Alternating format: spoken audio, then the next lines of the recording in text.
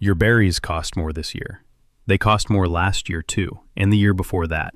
Behind that trend sits $5.8 billion in annual fruit value spread across 42,000 American farming operations. And about $700 million in direct losses is already linked to one tiny pest. That number is still climbing. The pest is the Spotted Wing Drosophila, a vinegar fly from East Asia, smaller than a grain of rice. It sounds minor until you follow where the damage lands. Farms, packing lines, export checks, and retail shelves. This episode tracks that chain from biology to balance sheets, and you will see why a small insect can move national pricing and trade risk at the same time. First, understand the biological break. Most fruit flies can only lay eggs on damaged or rotting fruit. Spotted Wing Drosophila carries a serrated, saw-like ovipositor, an egg-laying tool that can cut healthy, ripening berries. That one trait moves infestation earlier in the value chain than anything the industry was built to handle. Larvae then feed inside the fruit before defects are obvious. By the time the berry softens, the shipment can already be in motion. Fresh fruit trade runs on strict zero tolerance. One larva found in random sampling can condemn the entire commercial load. Now watch the spread pattern. Santa Cruz County, California detected the fly first in 2008. That was not an isolated event. It was the first confirmed foothold in U.S. berry territory. By 2009, Oregon, Washington, and Florida had confirmed populations. The jump was too fast for gradual natural drift alone, which signaled a network effect already in play. Regional containment windows closed quickly. By 2010, Utah, the Carolinas, Wisconsin, and Michigan had also fallen. Overwintering colonies then locked into New York and Pennsylvania the following year. What looked seasonal became persistent. The fly was no longer visiting, it was establishing. By 2026, confirmed presence spans at least 45 states. Entomologists traced the leap to infested fruit moving through commercial supply chains, not to simple natural dispersal. In plain English, berry logistics became a transport system for the pest itself. Every shipment could double as an invasion vehicle. Then comes reproduction speed. A single female can deposit between 100 and 600 eggs in her lifetime. At 77 degrees Fahrenheit, the full cycle from egg to reproducing adult can close in 10 days. That compresses reaction time to almost nothing. Eggs can hatch in as little as 2 hours and as late as 72 hours. After hatching, larvae feed inside the fruit for roughly 3 to 13 days. And during that period, the berry can still look marketable from the outside. Detection often lags biological reality. Pupation then runs around 3 to 15 days before another adult emerges. In temperate regions, growers can face 8 to 9 overlapping generations in one season. Late summer turns compounding pressure into a full multiplication engine. Unprotected fields become insect factories. Losses are uneven, but the top-end damage is brutal. Fall-bearing raspberries, the most vulnerable crop, can suffer up to 100% destruction if untreated. That means a block can go from harvest plan to zero revenue. For many growers, that is an existential hit. Blueberries commonly absorb 30 to 50% losses under pressure. Strawberries sit around a 10% baseline hit, and grapes around 2%. 2% sounds small until you scale it across large grape acreage and contracts.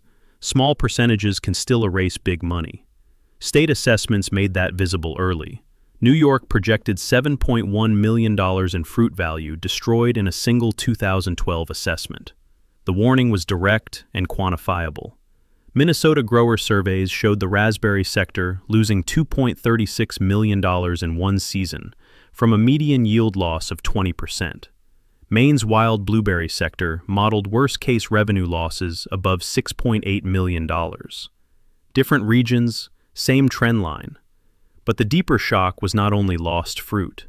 The real hit came from the cost of trying to stay in the game. Cost inflation touches every acre, not only the acres that fail. Before the fly arrived, Michigan blueberry pest management ran about $75 per acre. By 2014, that figure had climbed to $456 per acre. That is an increase north of 500%. A periodic pest became a permanent cost layer. California raspberry and strawberry growers reported direct insecticide spikes of $480 to $1,200 per acre. Budgets that once had flexibility turned rigid. Working capital started disappearing into defense. Pacific Northwest blueberry operations moved to 6 to 12 intensive spray applications each season. Oregon's sweet cherry surveys now rank this fly alongside powdery mildew as a top-cost intervention across the crop cycle. That comparison matters because powdery mildew is already a known heavy burden. Reaching that tier changes long-term planning assumptions. Spray cadence is relentless. Reapplication lands every 5 to 7 days because the life cycle is that fast. Rain strips residue and triggers immediate retreatment. Missing one window can undo a week of effort. Technique had to change too. Operators push spray through every row at elevated pressure, with mandatory surfactants, which are additives that improve spread and sticking. The target is the shaded, humid canopy interior where flies shelter. Surface level coverage is often not enough. Labor absorbs the next wave. Fruit and tree nut production costs already allocate up to 38% to labor. Under pressure, harvest intervals tighten from every 3 to 5 days to every 1 to 2 days. More passes mean less fruit per pass. Field trials confirm the faster schedule can cut infection rates, but efficiency drops because crews encounter fewer ripe berries each trip. Growers raise piece rates to retain workers, and that raises unit cost further.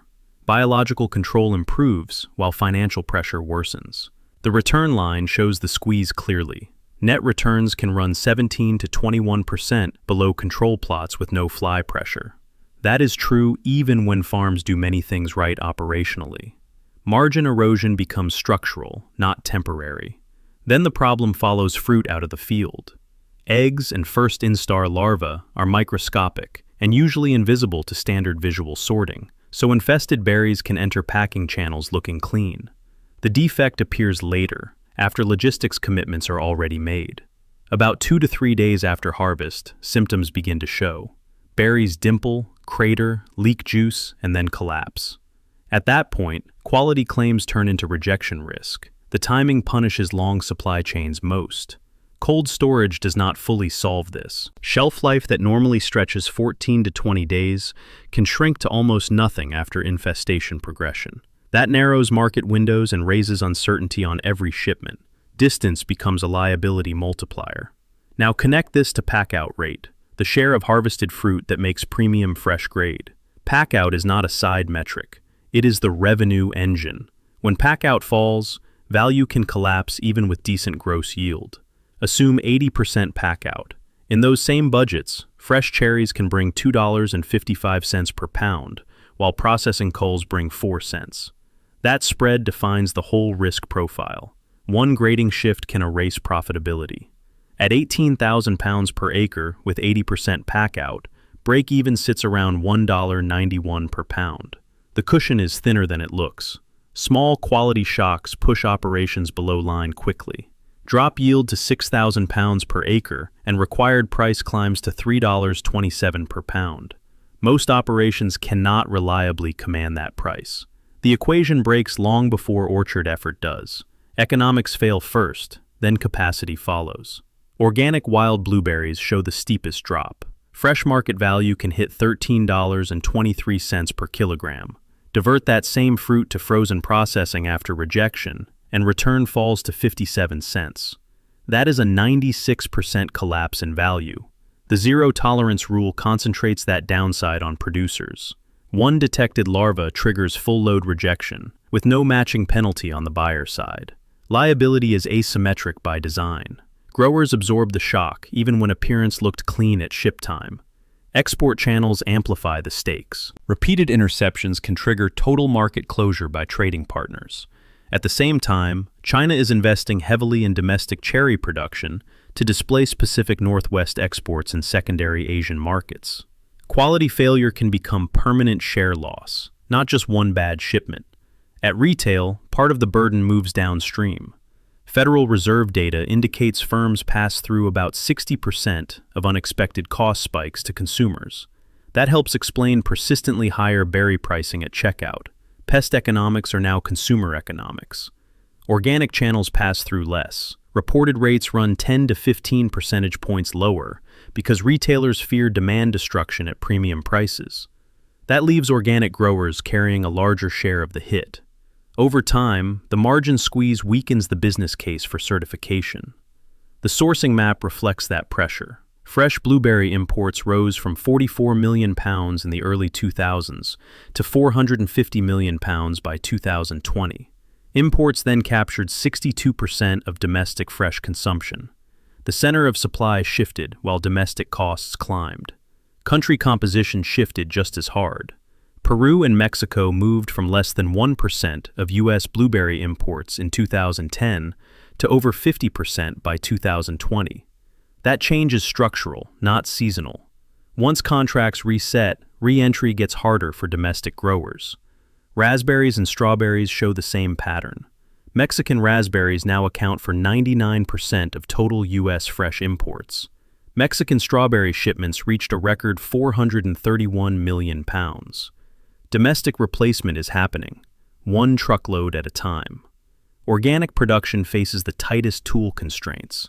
Approved insecticides are narrow, centered on spinosad sold as in trust. It is costly and degrades rapidly under field conditions, which means frequent retreatment with limited rotation flexibility. Under peak pressure, organic late-season blueberry fields bound for export have documented up to 40 separate insecticide applications in one season. That intensity strains labor, cash flow, and compliance discipline simultaneously. When those tools fail, the menu is brutal. Growers can abandon the crop, accept full rejection at the packing house, or apply conventional chemicals and forfeit organic certification. Each option destroys value in a different way. None offers a stable long-run path. The first scalable defense now gaining ground is exclusion netting. High-density polyethylene mesh at 1 mm by 0.6 mm, or smaller than 0.98 mm, can block the fly almost completely when installed before arrival. This is prevention at the field edge instead of rescue after infestation. Timing and installation discipline are decisive. Upfront cost is the obvious barrier. Capital outlay runs approximately $10,950 per acre. For many farms, that is a serious financing decision, but under sustained pressure, the return profile can justify the move.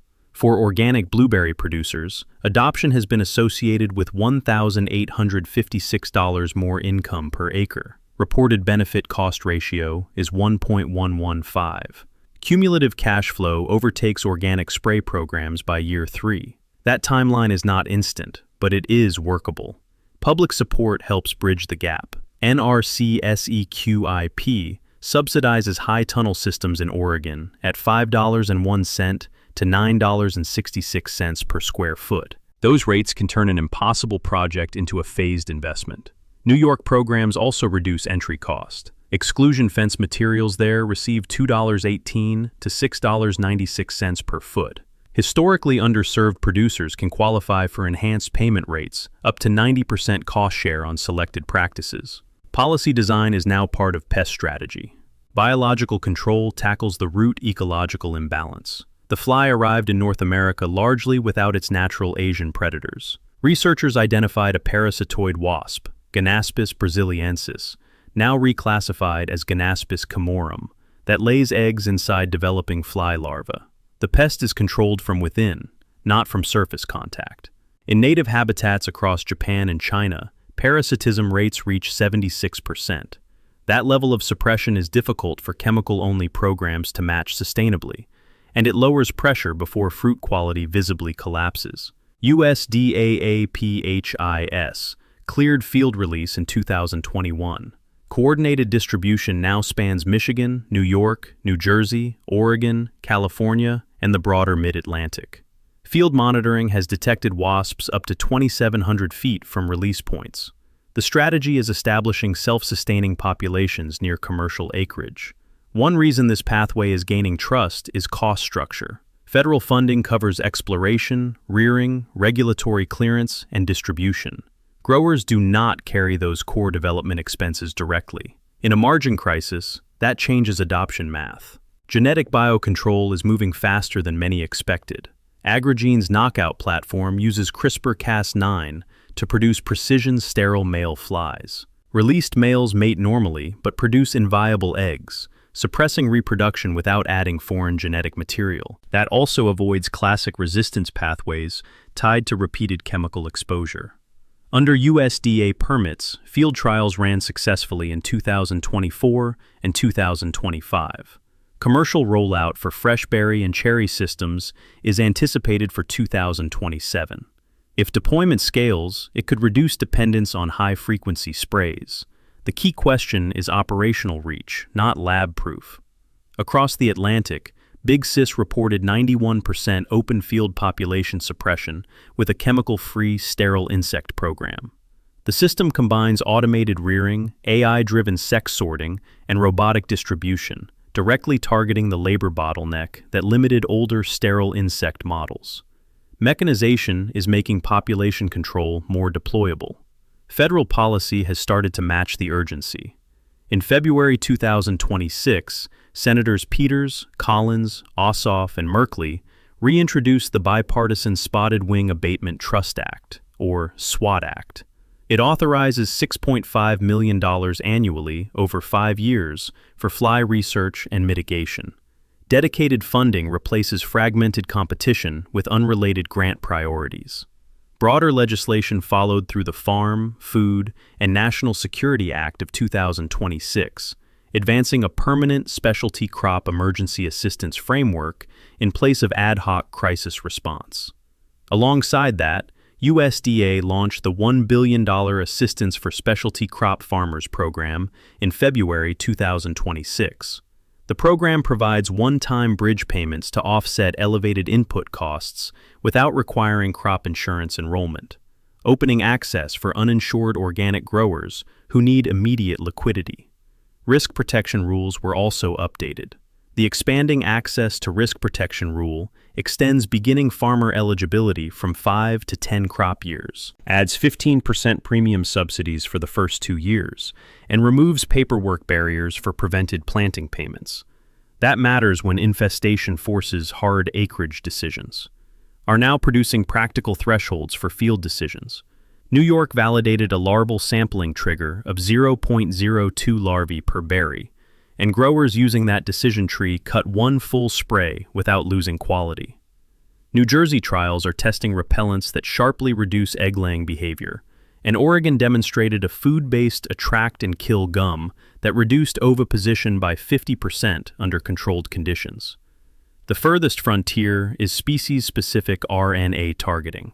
Researchers are engineering baker's yeast to express RNA sequences that match the fly's own genetic code.